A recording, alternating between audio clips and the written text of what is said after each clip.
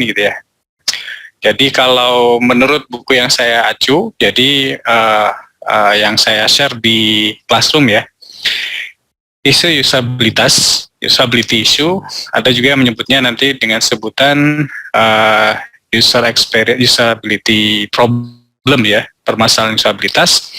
Ini merupakan matriks atau ukuran dari user experience yang mana didasarkan pada behavior atau perilaku dari user ketika dia menggunakan suatu produk, di mana ketika dia berinteraksi dengan produk tersebut, di situ akan muncul beberapa isu atau segala sesuatu yang mana isu-isu tersebut itu berpengaruh terhadap performansi atau keberhasilan dari si user ketika dia nanti menyelesaikan aktivitasnya dengan menggunakan interface tersebut, gitu. Jadi di sini usability issue itu adalah yang tentunya adalah behavior yang berkaitan dengan penyebab kegagalan atau penyebab terjadinya error dari user. Bisa juga mungkin ketika misalkan kita bicara kemarin ya, di performance based measure itu ada success rate, tingkat keberhasilan. Nah, di sini usability issue itu adalah apa saja sih yang akan mempengaruhi ketidakberhasilan atau kegagalan dari user. Termasuk juga nanti terkait dengan errornya. Ketika user itu dia berinteraksi dengan suatu interface atau suatu produk, kemudian di situ muncul error. Nah, kita nggak cukup hanya berhenti pada errornya itu berapa persen gitu ya, atau kesalahan yang terjadi berapa banyak. Tapi juga kita mencari penyebabnya. Nah, ini yang kemudian kita sebut dengan usability issue tadi, gitu. Kalau di sini dicontohkan behavior seperti misalkan ada beberapa terminologi yang membingungkan bagi si user. Gitu. Jadi mungkin kalau teman-teman perhatikan ini ya, banyak sekali interface atau aplikasi lah ya. Nah, aplikasi-aplikasi tersebut itu mungkin ada beberapa terminologi yang kurang bisa dipahami bagi user. Nah, ini misalkan terjadi ketika misalkan kita biasa menggunakan terminologi dalam bahasa Inggris gitu ya, kemudian kita set aplikasinya itu menggunakan bahasa Indonesia. Nah, itu mungkin ada beberapa terminologi yang katakanlah terminologi tersebut itu tidak umum gitu ya. Ini yang kemudian bisa menyebabkan satu permasalahan usabilitas atau usability itu sendiri. Atau misalkan ada hidden navigasi yang tersembunyi.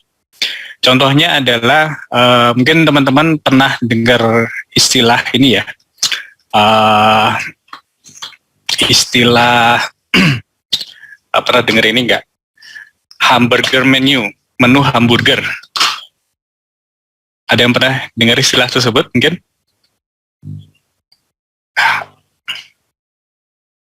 Hamburger menu itu yang seperti apa ya kira-kira ya? Jadi kalau misalkan sebentar saya coba join dengan satu device lagi ya, bisa lihat.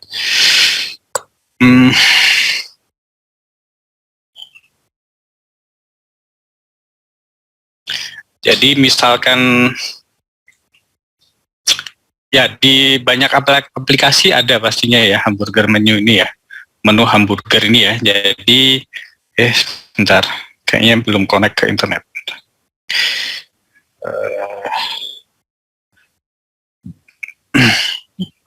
Jadi misalkan teman-teman bisa coba buka aplikasi Tokopedia yang ada di iPhone-nya atau smartphone-nya ya. Nah, di situ ketika misalnya teman-teman buka Tokopedia, di sebelah kanan itu ada ini kalau di iPhone ya. Jadi kalau di iPhone itu ada icon seperti misalkan amplop gitu ya, lonceng, kemudian keranjang, dan di sampingnya ada garis 3. Nah, ini yang kemudian kita sebut dengan hamburger menu atau menu hamburger. Atau misalkan di SeaMaster ya, teman-teman pastinya punya SeaMaster, baik itu yang aplikasi di website ataupun di aplikasi di HP-nya gitu ya. Nah, itu pasti ada yang namanya hamburger menu gitu ya, di mana di situ dia menyembunyikan menu yang ada. Nah, ini kaitannya dengan hidden navigation. Nah, dalam beberapa kasus itu hidden navigation ini menjadi permasalahan bagi user karena di situ cukup menyulitkan bagi mereka gitu, dan bisa mengakibatkan terjadinya kegagalan atau error seperti itu. Oke, di sini ada beberapa isu usabilitas yang sering kali muncul gitu ya. Pertama adalah kaitannya dengan perilaku dari user ketika dia kaitannya dengan behavior tersebut itu menghalangi, memprevent seorang itu ketika dia akan menyelesaikan tasnya atau menyelesaikan tugasnya. Nah, ini tentunya adalah berkaitan dengan usability issue tadi. Atau bisa juga terkait dengan isu usabilitas itu adalah yang berkaitan dengan ekspresi dari user. Misalkan di situ ekspresi frustasi dari user ketika dia harus berinteraksi dengan produk atau dengan interface. Jadi di sini isu usabilitas itu nggak cuman secara verbal, tapi juga dari ekspresi muka gitu.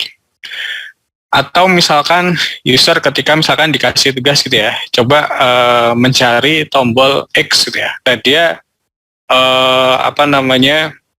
gagal menemukan informasi tersebut. Nah, ini termasuk juga di dalamnya adalah terkait dengan usability problem ya, dan lain-lain. Di sini ada banyak sekali contoh dari usability issue yang muncul gitu ya, yang bisa kita ukur dalam mengevaluasi usabilitas dari suatu produk atau suatu interface. Nah, kunci dari usabilitas ini, isu usabilitas ini adalah bahwa ketika kita menguji usabilitas atau user experience dari interface, di sini ada satu hal yang perlu kita pertimbangkan, bahwa kita nggak sekedar cuman mencari masalahnya apa gitu ya, tapi bagaimana nanti masalah usabilitas itu akan diaddress atau akan diselesaikan gitu ya, agar suatu produk atau suatu improvement, satu interface itu bisa di-improve, bisa dikembangkan menjadi lebih baik lagi. Nah, salah satu common use-nya di sini ya, common use-nya adalah untuk iterative design. Jadi ya sama seperti ketika kita melakukan desain berbasis manusia ya, human centered design. Di sini tentunya ada proses iteratif sampai kita dapatkan desain yang kira-kira optimal ya. Jadi mulai dari tahapan kita merancang, designing, kemudian muncul prototyping gitu ya. Prototype yang ada kita evaluasi, entah itu pakai pendekatan formatif, artinya dalam proses desain, ataupun prototype ini coba dikeluarkan atau diluncurkan, kemudian kita pengen melihat secara kira-kira penggunaan actual use-nya seperti apa. Ya, itu terkait dengan summative evaluation-nya. Ketika ditemukan ada permasalahan usabilitas, ada user yang dia mengalami kesulitan atau kegagalan dalam penggunaan interface tadi, maka di sini akan di-redesign lagi. Dari desainnya ada, dapat prototype, kemudian dievaluasi, dan seterusnya sampai dapat yang desain yang optimal. Nah, nanti ketika misalkan katakanlah ada teknologi baru gitu ya, new technology. Nah, teknologi baru ini tentunya nanti akan muncul prototype baru, diintegrasikan gitu ya, prototype dievaluasi lagi, kita lihat isu permasalahan usabilitas yang ada itu seperti apa. Let's say misalkan, ternyata penggunaan istilahnya itu tadi hamburger menu ya, menu hamburger ini ternyata bermasalah. Nah, alternatifnya mungkin bisa menggunakan misalkan 9 dots menu gitu ya. Yang karena ini teman-teman mungkin bisa lihat di akun ini ya, akun Google ya. Jadi ketika misalkan teman-teman misalkan buka bukan aplikasi ya, website webmailnya Google gitu ya, Gmail gitu ya. Di sebelah kanan, posisi kanan setelah akun kita gitu ya, itu ada menu 9 dot menu tadi, di mana di situ ada 9 lingkaran kecil gitu ya. Ketika kita klik akan muncul beberapa menu. Nah, itu bentuk dari alternatif dari hamburger menu. Nah, itu bentuk misalkan bisa jadi merupakan salah satu improvement yang muncul dari usability issue yang ada. Seperti itu. Oke, sampai sini mungkin dari teman-teman ada yang ingin tanyakan mungkin, atau ada yang mungkin belum jelas. Saya persilahkan ya, nanti bisa ini kan. Atau bisa mengetikkan langsung di chat room-nya ya, di chatnya ya. Pak, boleh bertanya, Mas? Oke, silahkan Mas Fahrudin ya. Mic-nya mungkin bisa dikencangkan Mas. Ntar agak, saya aja ya. Silakan. Yang tadi tentang pemilihan desain menu itu kan salah satunya bisa dibuat hamburger menu. Kadang ada yang dibuat tampilan, terus ada tulisan ininya Pak, keterangan dari masing-masing menunya langsung pokok-pokoknya apa saja gitu. Tapi di layar utamanya yang di tengah itu, terus habis itu diberikan simbol kecil-kecil dari masing-masingnya. Nah, untuk pemilihan itu sendiri itu tergantung apa ya, Pak? Misalkan kapan kita pakai menu yang hamburger, pakai yang kita pakai yang tadi gitu kan, kita breakdown semua satu-satu untuk memudahkan dan kita kasih simbol. Nah, itu pertimbangannya apa, Pak? Terima kasih. Oke, dari situ tentunya akan tergantung dari desainer menunya ya, desainer dari interface-nya atau UX interface-nya seperti apa gitu. Jadi ketika misalkan kita pengen mendesain kapan sih kita perlu pakai hamburger menu gitu ya. Nah, hamburger menu itu bisa kita gunakan ketika katakanlah kita punya interface yang size-nya kecil gitu ya, tidak lebar gitu ya, sempit gitu ya. Nah, di situ kita bisa menggunakan atau memanfaatkan menu hamburger tadi. Atau ketika misalkan interface-nya itu cukup lebar gitu ya, misalkan satu area besar gitu ya. Nah, di situ kemudian kita bisa gunakan alternatif ya, pakai icon, kemudian ada semacam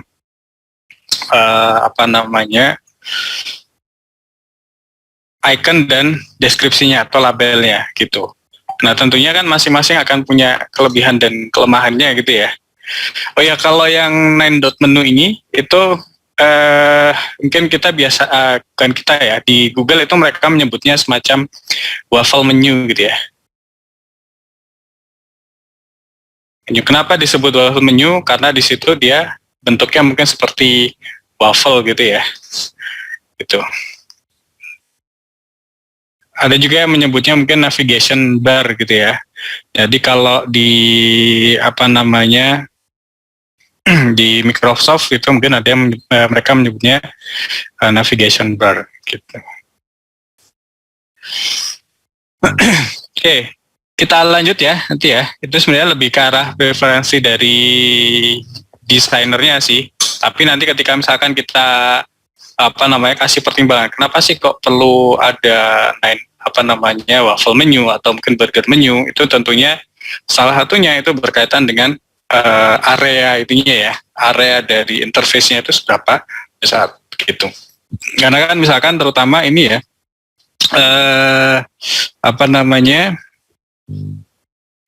burger menu tadi itu kan sebenarnya dia difungsikan untuk memperluas areanya gitu ya. Gitu. Jadi kalau misalnya teman-teman buka aplikasi atau mungkin halaman ini ya, halaman si master gitu ya. Nah, di situ kan ketika burger menu itu diklik gitu ya, yang berada di sebelah kiri, itu tentunya area dari interface-nya itu akan menjadi lebih lebar gitu. Itu kira-kira Mas Mas Fahrudin ya, semoga bisa menjawab pertanyaannya. Oke, kita lanjutkan. ketika kita melakukan evaluasi usabilitas dari suatu produk, suatu interface ya, di sini sebenarnya isu usabilitas itu nggak cuman yang negatif saja. Jadi ketika kita melakukan evaluasi, katakanlah misalkan dengan ticking allowed atau mungkin nanti kita ada yang namanya verbatim analysis gitu ya, analisis verbatim, rekaman penggunaan gitu ya. Nah di sini usability issue itu sebenarnya nggak hanya cuman yang menimbulkan problem saja atau di sini masalah gitu ya atau negatif gitu ya, tapi bisa juga di situ kita temukan isu-isu yang positif.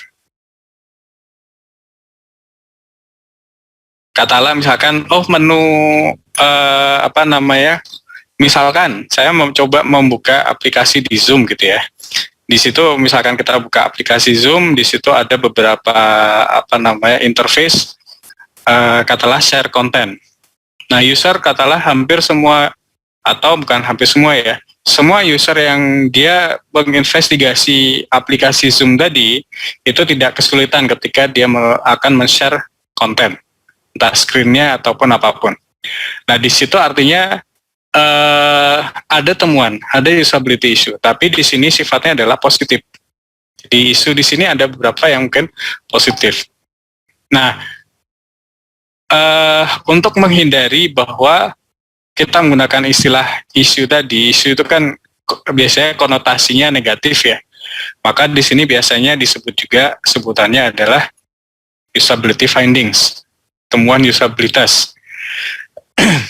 Jadi contohnya kalau di sini semua partisipannya, usernya itu berhasil login ke aplikasi. Artinya di situ tidak ada permasalahan. Atau ketika setiap user itu diminta untuk melakukan aktivitas search gitu ya, mencari sesuatu, searching gitu ya. Di situ tidak ditemukan adanya error gitu ya, tidak ada kesulitan. Atau ketika misalkan user itu diminta untuk meng-create report itu ya hampir sebagian besar atau semua user itu dia bisa mengerjakannya dengan cepat. Artinya di sini ada usability finding-nya. Nah, usability finding di sini tentunya tetap perlu kita report juga.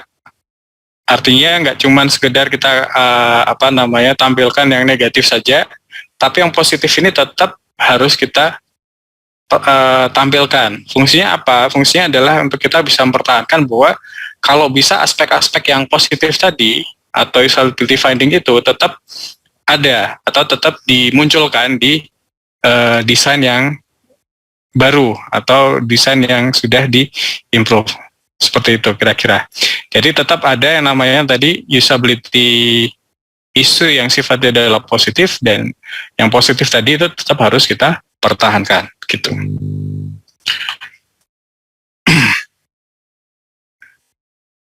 Nah, pertanyaan kedua adalah setelah tadi apa itu usability finding gitu ya, bagaimana kita mengidentifikasi adanya usability issue ya. Nah, usability issue ini baik itu yang positif atau negatif ya tadi ya. Ini kita bisa gunakan dua pendekatan gitu ya. Yang pertama adalah dengan in-person study. In-person study di mana di sini tentunya adalah dengan kita melibatkan user untuk berinteraksi dengan interface-nya, kemudian dia diminta untuk thinking aloud. Nah, ini saya yakin teman-teman mungkin sudah pernah belajar ya sebelum UTS ya. Jadi dengan pendekatan thinking aloud, ketika mereka berinteraksi dengan interface-nya, mereka diminta untuk menyampaikan apa saja sih masalah-masalah yang ketika mungkin muncul gitu ya, masalah yang muncul atau ditemui oleh user ketika dia berinteraksi gitu. Nah, dalam thinking aloud study, in-person study, di sini kita bisa sebenarnya mengidentifikasi usability issue itu dari verbal expression-nya. Ekspresi secara verbal, ya hampir semua ya, ini pun juga verbal expression, terkait dengan confusion-nya, seberapa bingung dia dengan interface-nya. Atau seberapa frustasi gitu ya, atau ketidakpuasan, pleasure ataupun yang lainnya itu. Saya masih ingat ya, saya ngajar disabilitas S2 itu sekitar 2 tahun lalu, bukan, tahun lalu ya, sebelum pandemi gitu ya. Waktu itu adalah awal-awal aplikasi TikTok muncul gitu ya.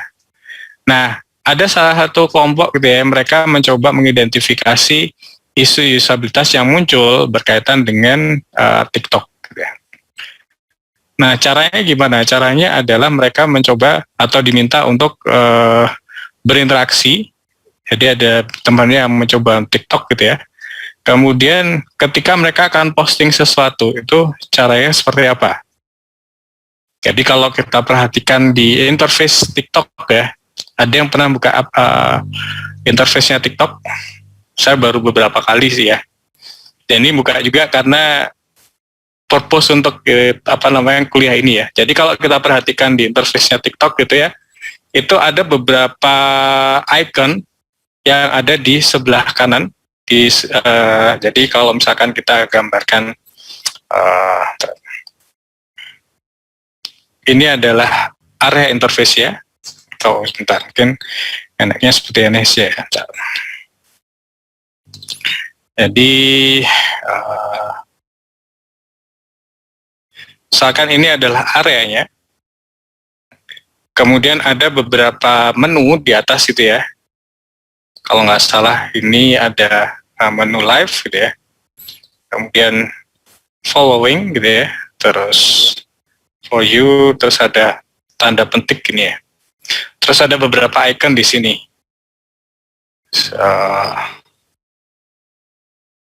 Kemudian ada menu 3 gini, terus ada menu lagi, dan di bawahnya ada beberapa menu lagi gitu ya. Maaf Pak Titis, coretannya nggak terlihat Pak Titis. Coretannya nggak kelihatan? Iya Pak. Oke, bentar. Oke.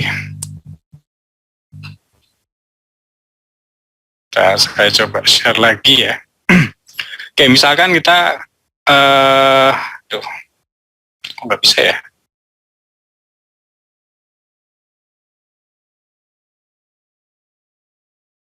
Nah, misalkan kita punya, ada interface ya. Ini saya coba menunjukkan misalkan aplikasi TikTok ya. Jadi sini ada menu following gitu. Kemudian for you, terus tanda seru. Kemudian ada ikon plus gitu ya. Seperti ini. Ini saya bukannya hafal ya, tapi saya kebetulan buka aplikasinya untuk kuliah ini ya. Bukan saya punya aplikasi TikTok, nggak punya. Terus di bawah ini ada menu seperti ini.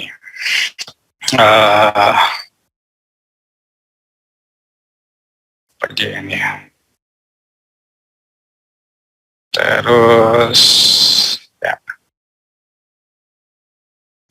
Nah, katakanlah misalkan si user itu diminta untuk mencoba mengoperasikan ini gitu ya. Jadi mencoba mengoperasikan aplikasinya. Nah, di sini si user itu diminta untuk, ini kayaknya koneksinya yang di sini nggak ya.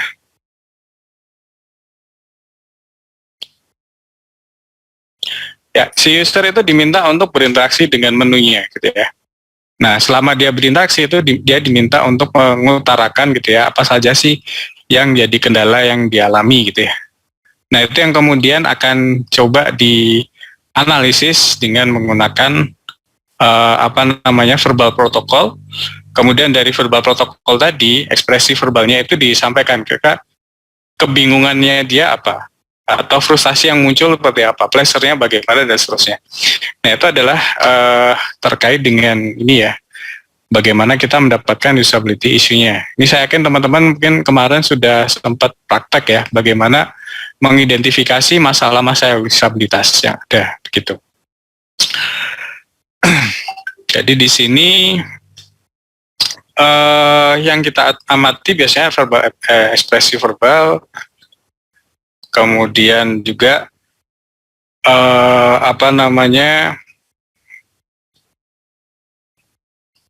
termasuk apa yang dia lakukan gitu ya. Dan bisa juga kita mengukur secara nonverbalnya, entah itu dengan ekspresi facial, ekspresi muka gitu ya. Nanti mungkin saya akan coba kenalkan gitu ya ketika kita bicara terkait dengan behavioral analysis. Kemudian bisa juga kita lihat dari eye movement-nya. Eye movement di sini erat kaitannya nanti dengan kira-kira seberapa sulit sih user itu ketika dia mencoba mencari suatu menu dengan menggunakan visualnya seperti itu. Nah, ini bagaimana kita mengidentifikasi permasalahan usabilitas. Atau pendekatan lainnya itu adalah dari verbatim comments. Dari verbatim comments di sini biasanya digunakan terkait dengan automated study gitu ya. Automated study itu berarti user itu melakukan evaluasi terhadap interface yang ada, dan ini biasanya dilakukan secara remote gitu ya. Jadi tidak ada moderatornya gitu yang akan membimbing gitu ya, membimbing atau mendampingi si user ketika berinteraksi. Nah, setelah mereka melakukan aktivitasnya, itu mereka diminta untuk menyampaikan komennya, masalah apa saja sih yang muncul gitu ya ketika dia berinteraksi dengan interface yang ada. Nah, ini bisa dilakukan dengan verbatim comments. Nah, kalau teman-teman lihat gambar yang di samping ya, ini ada beberapa ada yang menyebutnya word cloud gitu ya. Jadi misalkan di sini kata better itu ada 146, artinya 146 user yang dia mengutarakan informasi tersebut. Atau easier, atau search ya, searchnya bisa sampai 178, think 127 dan seterusnya. Nah, ini merupakan salah satu bentuk verbatim comment ya yang bisa digunakan untuk mengidentifikasi isu-isu usabilitas ya, baik itu yang positif ataupun yang negatif.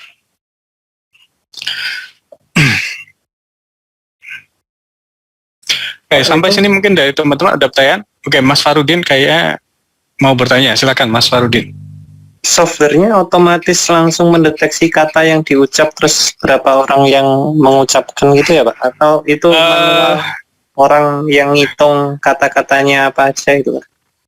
Kalau verbatim comments itu biasanya bisa kita terapkan juga pakai istilahnya mungkin text mining gitu ya. Jadi ya bisa juga kita lakukan secara manual gitu ya. Jadi dari komen yang ada kita sort dengan menggunakan Excel, kemudian kita cari kata-kata yang common gitu ya, itu bisa muncul gitu, bisa kita hitung kira-kira sekian persen, mana itu mungkin akan berkaitan dengan permasalahan yang positif ataupun yang negatif. Nah, itu bisa terkait dengan verbatim comment. Atau bisa juga kalau sekarang kan ada istilahnya ini ya, data mining itu kan kita bisa gunakan text mining ya. Dari text mining itu sebenarnya bisa juga kita mencoba mengcapture kira-kira kata-kata apa saja sih yang muncul gitu ya, berkaitan dengan ketika user itu memberikan komen terkait dengan permasalahan usabilitas yang ditemui ketika dia berinteraksi atau menggunakan aplikasi gitu ya. Gitu kira-kira Mas Farudin gitu ya. Jadi kalau secara manual ya bisa saja kita analisis secara manual gitu ya. Tapi bisa juga kalau ada teknologi yang ada ya paling mudah dengan itu tadi, dengan analisis text mining gitu. Gitu Mas Farudin. Ya Pak, berarti itu bukan ini ya Pak, think a lot terus diidentifikasi pakai kata, bukan ya Pak?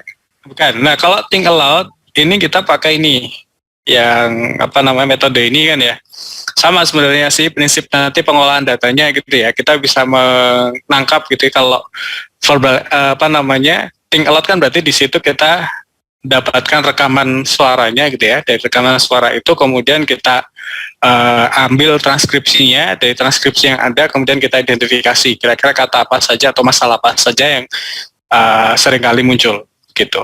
Kalau di sini ini berdasarkan dari komen gitu ya. Jadi setelah dia selesai menyelesaikan overall tasknya, nah partisipan tuh diminta untuk memberikan komennya atau menyampaikan gitu ya, isu atau permasalahan apa saja sih yang muncul gitu ketika dia berinteraksi dengan produk tersebut gitu ya, produk yang dievaluasi. Gitu kira-kira Mas Farudin ya. Terima kasih, Pak. Oke, kita lanjut lagi ya. Nah, berikutnya adalah terkait dengan kalau sudah dapat data gitu ya, data terkait dengan isu usabilitas gitu ya. Selanjutnya apa gitu ya? Apakah cukup sekali udah selesai kita dapatkan isunya atau seperti apa? Nah, di sini perlu kita lihat kira-kira permasalahan itu seberapa besar sih gitu ya yang muncul gitu ya. Nah, di sini ada perlu kita berikan semacam severity rating karena bisa jadi antara masalah satu dengan masalah lainnya itu bisa jadi tidak sama. Gitu ya. Ada yang katakanlah di situ bisa menimbulkan masalah yang serius gitu ya. Some are more serious than others gitu ya. Ada beberapa yang memberikan masalah yang lebih serius sehingga perlu penyelesaian langsung atau perlu penyelesaian secara major misalkan. Atau masalah yang ada, isu yang ada di situ mungkin sedikit mengganggu, tapi tidak berpengaruh terhadap performance misalkan. Atau bisa juga isu yang ada itu bisa mengarah pada kesalahan wrong decision atau hilang data yang hilang gitu ya. Ketika dia sudah input banyak, kemudian tiba-tiba gara-gara satu error saja, kemudian terhapus datanya. Nah, itu kan bisa juga ya, teman-teman misalkan ngisi form gitu ya, terus tiba-tiba ada error. Nah, setelah error kembali lagi, itu ternyata harus ngisi lagi dari awal. Nah, itu termasuk juga di dalamnya adalah isu usabilitas yang ada. Nah, antara isu satu dengan isu yang lainnya itu mungkin ada yang minor gitu ya. Minor di sini mungkin ya sedikit mengganggu tapi tidak bermasalah. Bisa juga moderate, bisa juga major dan mungkin sangat kritikal. Nah, kritikal ini yang kemudian perlu kita selesaikan. Gitu. Nah, bagaimana kita mengklasifikasikan isu-isu usabilitas tingkat keparahannya seperti apa? Di sini ada dua tipe ya, ketika kita memberikan seberapa besar tingkat keparahan dari isu yang ada, usability issue. Mana yang pertama ini, kalau di sini ya, severity ratings based on user experience. Jadi keparahan dari permasalahan usabilitas ini sangat tergantung murni tergantung dari seberapa besar impact yang dialami oleh user ketika dia berinteraksi. Gitu. Jadi di sini yang pertama ini adalah tingkat keparahan dari permasalahan usabilitas itu hanya tergantung pada impact terhadap user experience-nya. Nah, di sini biasanya kita secara gampang ya, kita bagi menjadi 3. Ini menurut si Nielsen, 2000-an sekian ya, saya 93 ya. Jadi, di sini Nielsen itu membagi tingkat keparahan dari isu itu menjadi 3.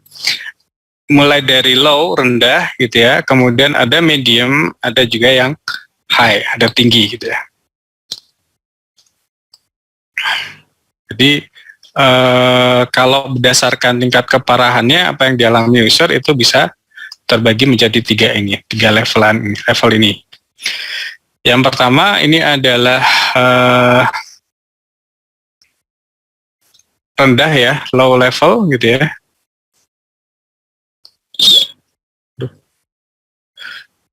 Low level di sini, rendah di sini adalah masalahnya ini mungkin cukup mengganggu user gitu ya, partisipannya, tapi tidak sampai berpengaruh terhadap kegagalan dari user ketika dia berinteraksi dengan suatu interface gitu. Jadi di sini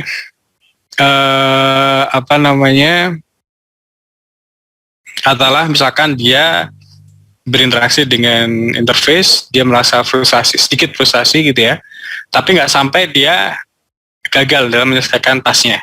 Nah, ini kita bisa masukkan dalam kategorinya rendah atau low gitu ya. Kemudian yang kedua itu adalah medium. Medium di sini atau menengah ya. Medium di sini artinya masalahnya itu bisa berpengaruh atau bisa berkontribusi terhadap user itu mengalami kesulitan dalam pengerjaannya, tapi kesulitan tersebut itu masih bisa bisa dilalui gitu ya, bisa diselesaikan dan tidak sampai berakibat pada task failure-nya atau kegagalan ketika dia menyelesaikan tasnya. Kemudian yang level yang tertinggi, high, di sini adalah isu-isu yang mana di sini sangat memengaruhi terkait dengan penyelesaian tugasnya. Jadi di sini akan memberikan dampak yang signifikan terhadap efektivitasnya atau efisiensi dan juga kepuasan dari user terhadap interface yang ada. Jadi di sini yang pertama ya, kalau rendah kita kaitkan dengan parameter usabilitas, maka di situ impact-nya adalah berkaitan dengan bagaimana itu akan berpengaruh terhadap efisiensinya, gitu. Kemudian kalau misalkan kita katakan atau kaitkan dengan yang kedua, sedang di sini artinya masalah tersebut itu bisa berpengaruh terhadap efektivitas gitu ya. Jadi kalau low, ini efeknya ke efisiensinya, tapi user tidak merasa terganggu gitu ya. Medium di sini bisa ke arah efektivitasnya, ataupun juga berpengaruh terhadap efisiensi, karena pastinya akan membutuhkan waktu yang lebih lama gitu ya. Dan juga ini berefek terhadap kepuasan atau satisfaction-nya. Gitu, meskipun tidak sampai signifikan gitu ya. Tapi kalau high, tinggi, artinya di situ tentunya akan sangat berpengaruh karena kegagalan ya, task failure ya. Maka di sini bisa berpengaruh signifikan terhadap tingkat efektivitasnya, kemudian efisiensi dan kepuasannya atau satisfaction-nya. Nah, ini klasifikasi sederhana gitu ya terkait dengan tingkat keparahan dari interface usability issue berdasarkan user experience-nya. Ini yang paling simpel gitu ya. Kemudian yang sedikit lebih kompleks ya, tingkat kedua adalah dengan mengkombinasikan beberapa faktor. Minimal ada 2 faktor gitu ya, yang kita pertimbangkan dalam penentuan tingkat keparahannya atau severity-nya. Jadi pertama kita lihat terkait dengan bagaimana impact-nya terhadap user experience ya. Impact on user experience-nya. Bisa juga terkait dengan seberapa banyak orang yang mengalami permasalahan atau frekuensinya gitu. Nah, ketika misalkan isu yang ada, permasalahan usabilitas yang ada, ini impact-nya kecil gitu ya, low impact, kemudian hanya sedikit user yang ketika berinteraksi itu dia menemukan masalahnya, experiencing problem. Nah, kita bisa kategorikan, oke, ini adalah low severity, gitu. Kalau misalkan katakanlah impact-nya rendah gitu ya, small impact gitu. Small impact, kemudian ternyata yang mengalami, usernya itu yang mengalami hal kesalahan atau problem itu banyak, atau bisa masukkan ke kategori medium. Nah, gitu juga ketika impact-nya besar, tapi hanya sedikit yang mengalami masalah tersebut. Nah, ini kita bisa klasifikasikan dalam medium severity dan seterusnya. Nah, kalau tidak terperhatikan di sini ada yang sifatnya adalah kualitatif ya. Jadi kita lihat impact-nya gitu ya, seberapa besar impact yang terjadi. Ya bisa juga mungkin akan kita lihat secara kuantitatif gitu ya. Entah itu dari performance score-nya atau completion time-nya atau misalkan error rate-nya dan seterusnya. Ini bisa kita evaluasi untuk melihat impact-nya terhadap user experience. Kemudian bisa juga kita lihat dari frekuensinya. Ini juga kuantitatif gitu ya. Nah, yang kemudian kita klasifikasikan tingkat keparahan dari usability isu yang ada, begitu kira-kira. Oke, sampai sini mungkin ada yang ditanyakan oleh teman-teman.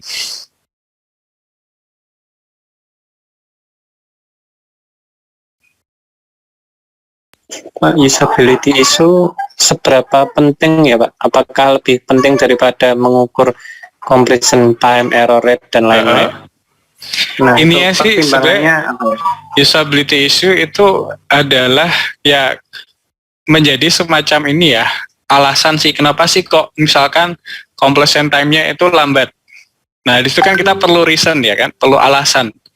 Kenapa user itu kok dia mengerjakannya lambat? Apakah ada kaitannya dengan masalah dengan interface-nya atau seperti apa? Atau bisa juga kita melihatnya bukan hanya terkait dengan completion time misalkan, atau ternyata tingkat kesuksesan, success rate-nya itu lebih kecil. Artinya di situ kan ada masalah. Nah, bagaimana kita mengidentifikasi masalahnya? Tentunya adalah kita lihat dari usability isunya. Apakah ini menjadi lebih penting? Ya, tentunya antara performance metric dengan isu base metric ini saling melengkapi seperti itu. Jadi kalau saya boleh menyimpulkan, sebenarnya kita tahu usability isunya, permasalahan usabilitas yang ada, kemudian kita kaitkan juga dengan performance-nya. Dua-duanya ini sama pentingnya, sama-sama penting gitu. Karena kaitannya adalah itu dibutuhkan untuk mengimprove satu desain. Seperti itu kira-kira. Jadi nggak bisa kita katakan, oh ini lebih penting, yang itu nggak penting. Atau yang itu penting, yang ini nggak penting. Tapi saling melengkapi gitu. Sama seperti misalkan nanti kita kaitkan dengan minggu depan ya. Minggu depan kita bahas terkait dengan self-report. Artinya di situ subjektivitas dari user ketika dia berinteraksi dengan interface atau dengan produk.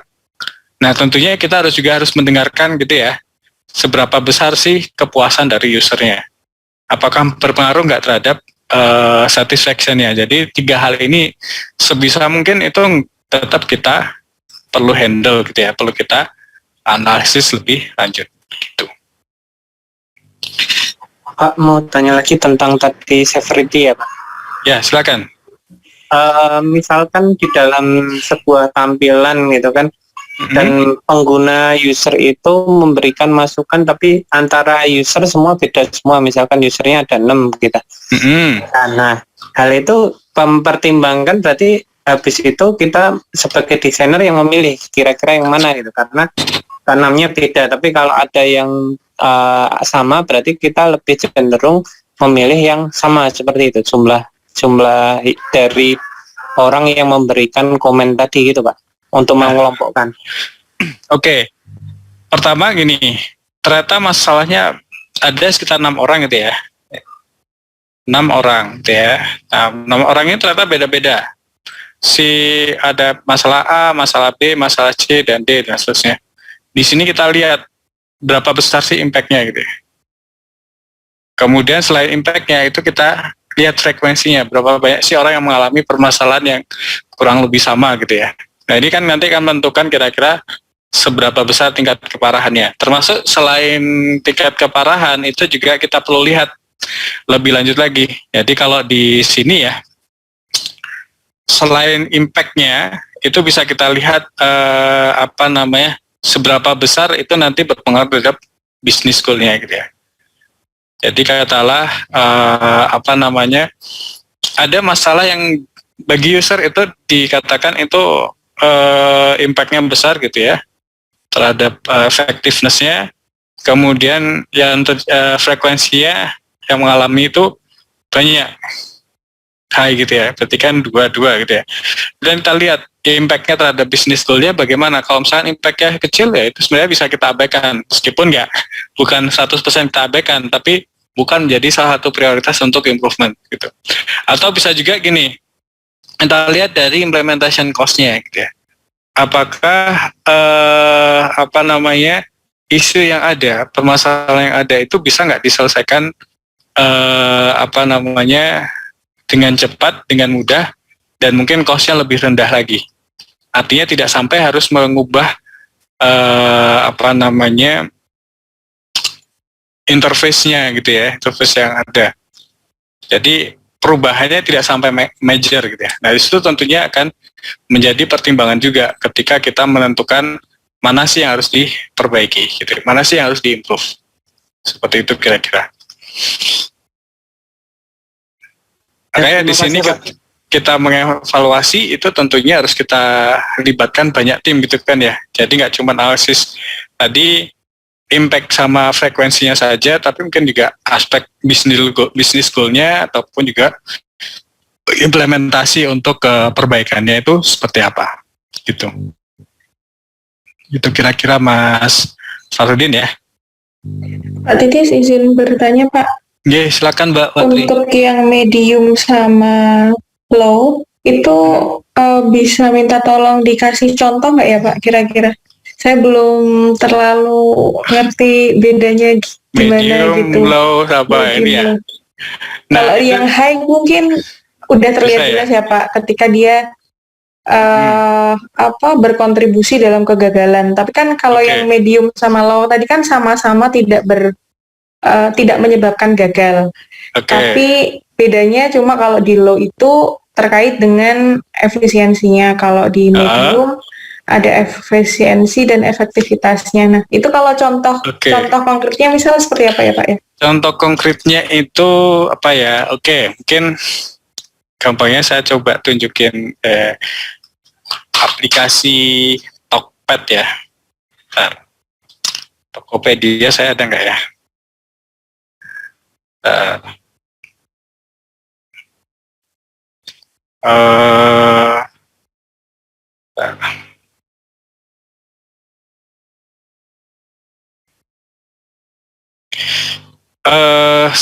Ini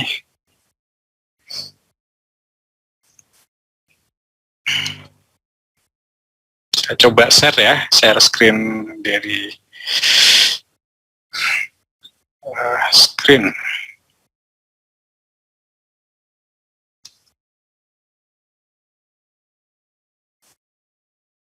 Yes.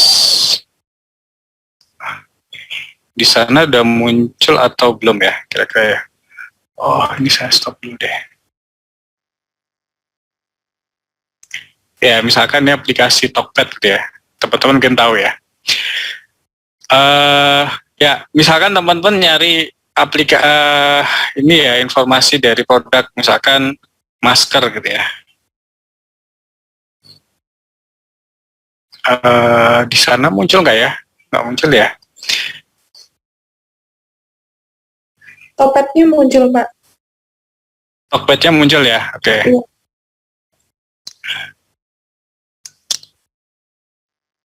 Cuman ini agak lambat ya kayaknya ya. Sorry. Saya pakai ini aja apa ya?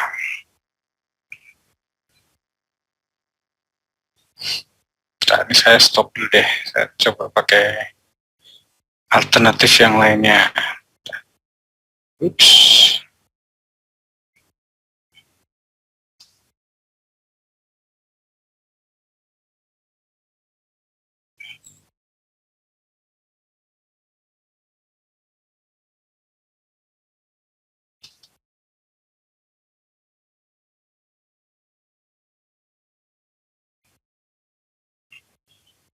Oh,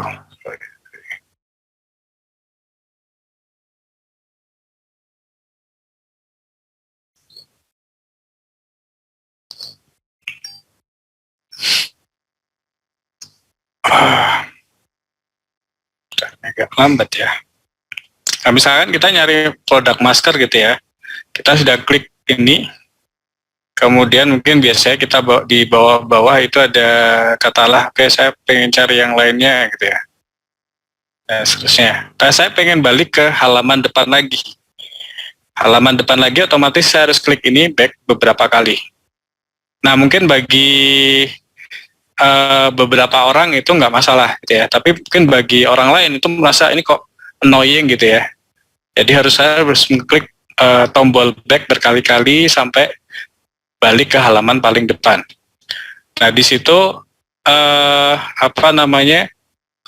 kalau kita kaitkan dengan yang di sini tadi, sekarang tampilannya balik ke ini lagi ya. Di sini lagi severity rating tadi, di sini bahwa dari beberapa orang itu mungkin dia merasa frustasi, itu kok nggak balik-balik, tapi nggak sampai terjadi kegagalan tasnya gitu. Nah, ini kita bisa masukkan ke low atau rendah. Medium di mana di situ artinya user itu dia sampai mengalami kesulitan gitu ya. Ketika misalkan katakanlah udah sampai menu tertentu, kemudian dia kesulitan mencari tombol yang ada gitu ya, tapi akhirnya dia menemukan, dan di situ nggak sampai terjadi task failure-nya. Nah, effectiveness-nya tentunya akan terpengaruh ya kan, karena user tidak bisa menyelesaikannya sesuai dengan ekspektasi kita gitu. Kemudian efisiensi secara nggak langsung juga akan terganggu karena durasi penggunaannya mungkin juga akan tinggi, effort yang dikeluarkan juga akan tinggi juga dari user gitu ya. Ada proses searching-nya gitu ya. Dan ada kaitannya dengan kepuasan gitu. Nah, kalau kita perhatikan antara low dan medium tadi, di sini untuk yang low itu nggak sampai berpengaruh terhadap kepuasan user. Tapi medium di situ bisa berpengaruh terhadap kepuasan user ketika dia berinteraksi dengan interface yang ada gitu. Jadi yang membedakan sih sebenarnya lebih ke arah situnya. Termasuk juga ada tambahan effectiveness-nya gitu. Kira-kira Mbak. Ya semoga bisa menjawab ya Mbak Watri ya. Atau masih bingung?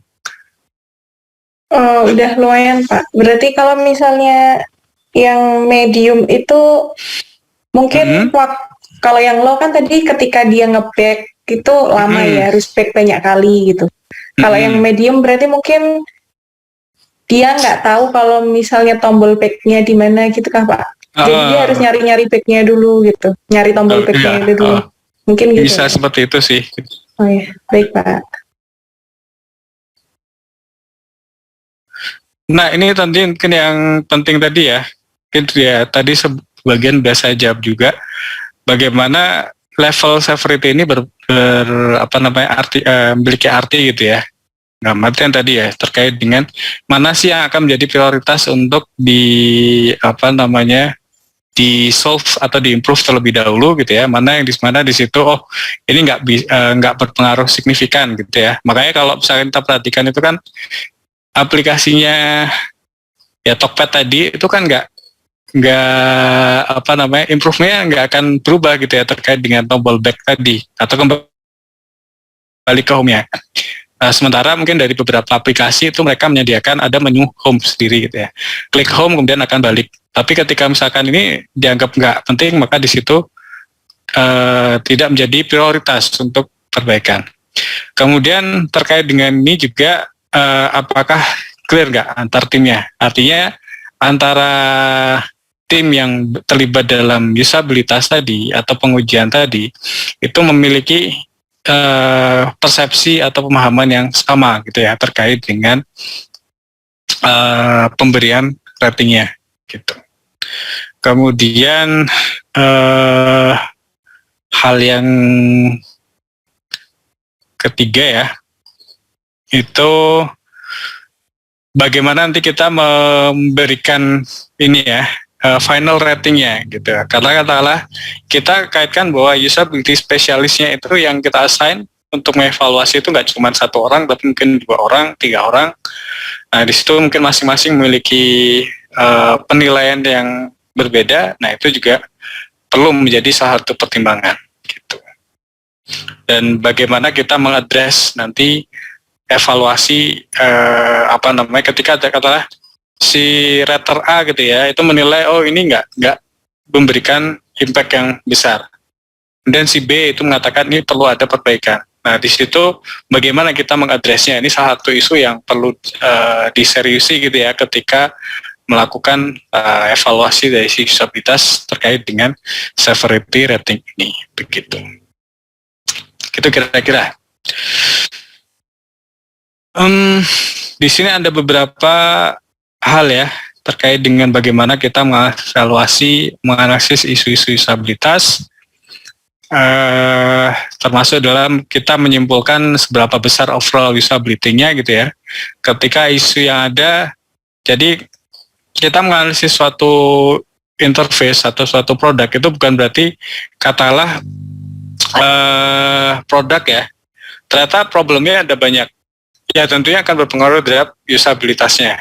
Nah, di sini yang diharapkan itu adalah kita menemukan kira-kira solusi yang ada itu bagaimana gitu yang bisa kita lakukan.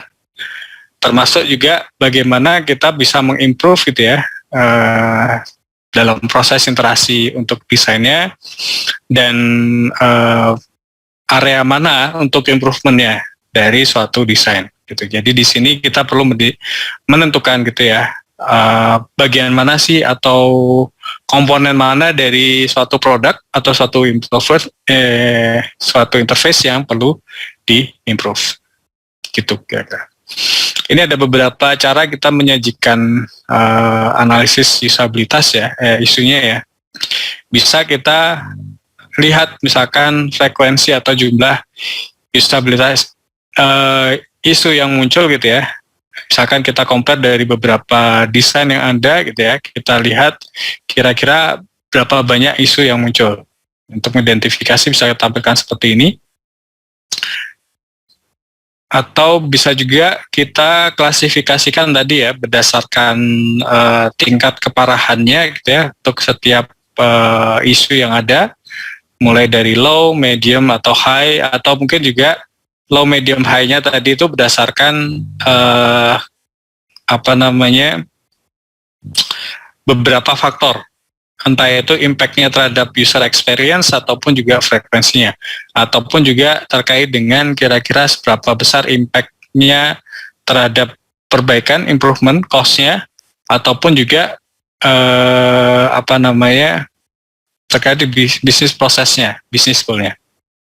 Jadi bisa kita lihat secara general seperti ini, seberapa banyak masalahnya, atau bisa juga kita lihat analisis masing-masing dari unit isunya dan juga tingkat severity-nya, begitu.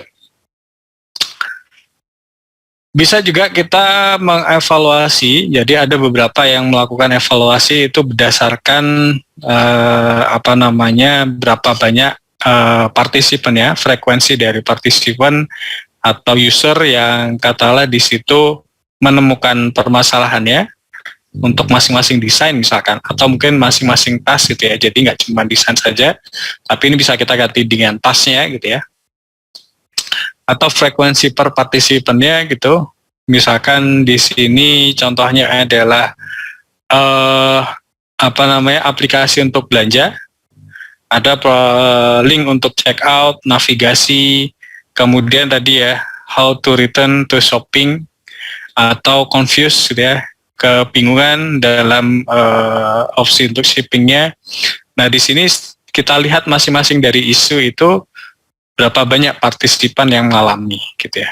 Katakanlah di sini kita lihat ternyata terkait dengan pilihan navigasi itu dari total katakanlah ada 7 partisipan itu mengalami kesulitan atau merasa itu adalah problem. Nah, ini merupakan area yang perlu kita lakukan evaluasi terkait dengan improvement yang ada gitu. Bisa juga dari kategorinya, ini hampir sama tadi ya mungkin, ataupun juga task ya, tugas-tugas yang dimana di situ bisa menimbulkan banyak permasalahan usabilitas gitu. Ya kira-kira seperti ini sih ya. Kalau bagian ini number partisipan, sini saya yakin mungkin di materi Pak Ardi ya sudah ada, jadi teman-teman ini bisa kita skip ya. Intinya seperti itu. Nah,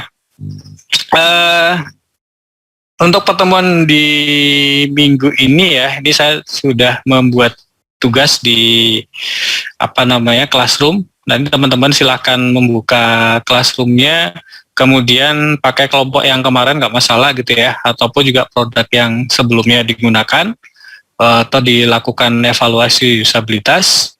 Kemudian tugas dari teman-teman itu adalah coba mengidentifikasi masalah usabilitas yang muncul. Entah itu mungkin kemarin teman-teman pakai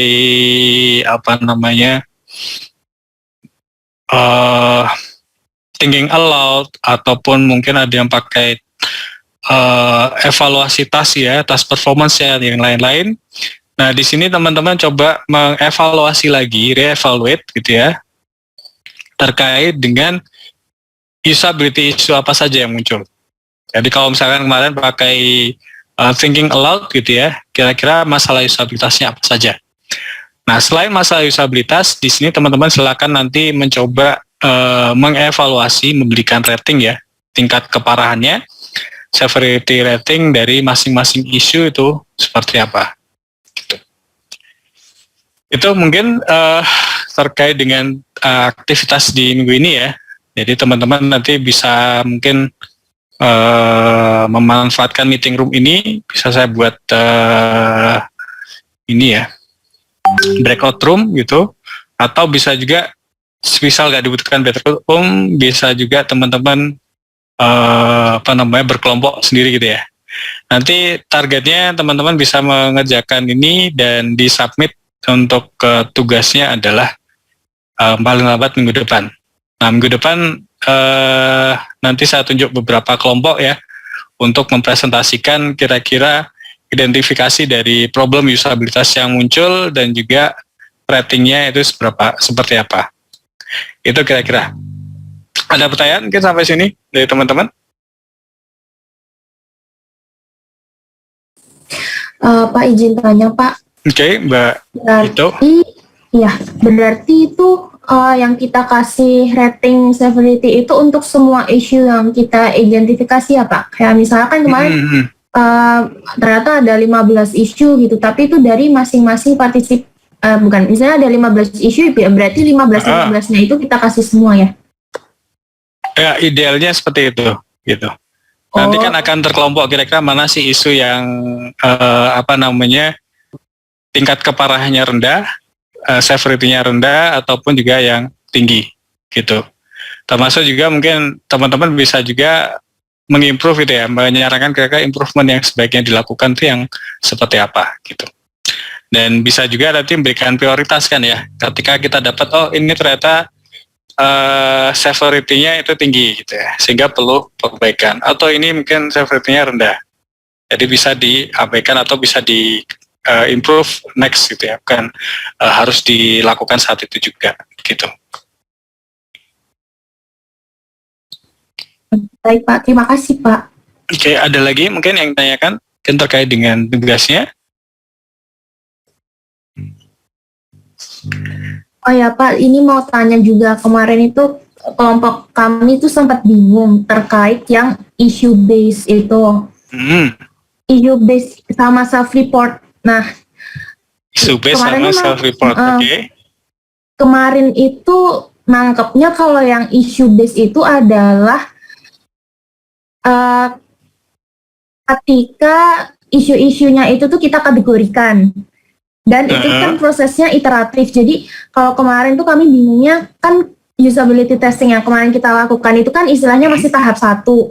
Jadi masih tahap di mana kita tuh mau tahu apakah interface yang kita identifikasi itu, yang kita amati itu ada masalah-masalah usabilitas. Nah, makanya kemarin kita lebih ke, berarti kita kemarin tuh melakukan self-report karena kita juga kemarin pakai thinking aloud.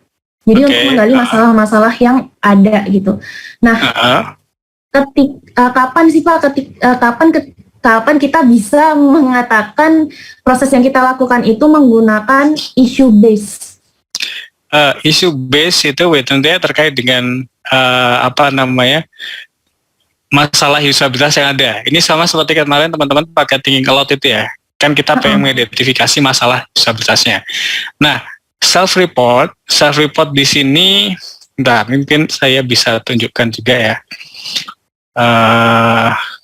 Tadi sudah sempat saya indikan juga.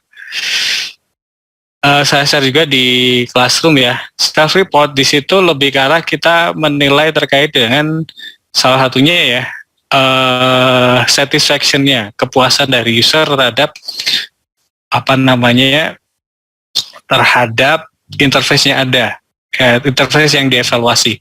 Jadi lebih ke arah kita pengen melihat kira-kira seberapa besar sih, seperti apa sih persepsi dari user terhadap sistemnya. Jadi bukan ke problemnya gitu.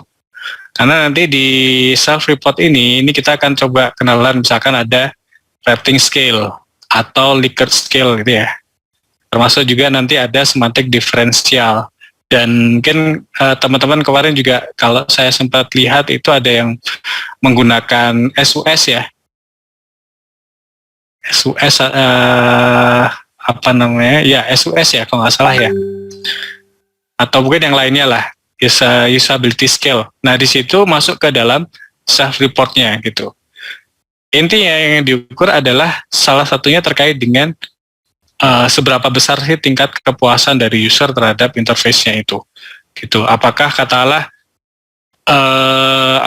terminologinya itu clear apa enggak? Nah, self-report ini juga bisa kita gunakan dalam hal kita mencoba mengidentifikasi terkait dengan usability issue gitu ya, isu usabilitas dari interface yang kita evaluasi. Nah, kita pengen lihat nih, kira-kira seberapa besar sih masalah yang ada, itu kita bisa lihat dari rating scale ini. Jadi kita bisa misalkan memberikan, kita temukan ini ya, interview gitu ya, setelah dia melakukan evaluasi gitu ya, dia berinteraksi. Kemudian setelah itu kita tanyain masalah yang muncul apa aja gitu ya. Katakanlah responden bilang gitu ya, saya bingung nih mencari tombol untuk back misalkan, untuk kembali. Nah di situ kita berikan pertanyaan, misalnya close question gitu ya. Kira-kira apakah ini berarti terminologi yang digunakan atau icon yang digunakan itu sulit temukan. Jadi mulai dengan kalau misalkan kita pakai Likert scale berarti bisa mulai dari sangat tidak setuju sampai sangat setuju misalkan. Jadi bisa seperti itu. Jadi self-report ini itu bisa kita gunakan untuk mendukung isu base tadi, sehingga kita bisa mengidentifikasi seberapa besar impact-nya atau seberapa besar masalah itu gitu ya, tingkat keparahannya seperti itu. Gitu kira-kira Mbak Hito ya. Oh iya Pak, ya terima kasih Pak. Semoga nggak tambah bingung ya. Kemarin itu tuh bingungnya karena penjelasan di PPT itu tentang issue base itu kan dia mencakup frekuensi unique issue, kemudian frekuensi issue per partisipan, issues by kategori, issues by task gitu kan. Nah kemarin itu rancunya kami pikir, saya pikir itu kalau issue base itu kayak kita udah melakukan usability testing di tahap bukan yang pertama gitu. Yang di mana itu ya Mbak ya? Handout yang pertama Pak. Handout yang pertama ya, coba kita lihat ya.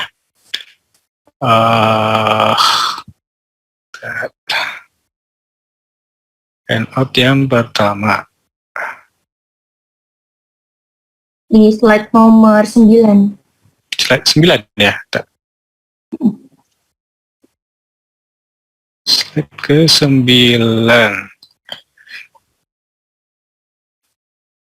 Oh, ini itu. judul filenya user experience matrix. Yang ini ya, slide 9 ini ya berarti ya. Iya. Issue based metric, iya, unik isunya gitu kan. Kemudian frekuensi isu per partisipan, hampir sama tadi kan. Isu per kategori ataupun yang per tasnya tadi. Jadi kita lihat misalkan tas yang ada itu isunya apa saja gitu. Kalau yang di self report itu kan terkait dengan ini user perception ya kan, persepsi user dengan ketika dia berinteraksi dengan interface itu seperti apa, seberapa puas misalkan, atau apa namanya ya bisa kaitannya dengan perceived efisiensinya, usefulness-nya ataupun enjoyment gitu. Jadi yang bingungnya yang di mana ya kira-kira? Nggak salah nangkep aja ternyata. Sudah paham sekarang. Oke ya.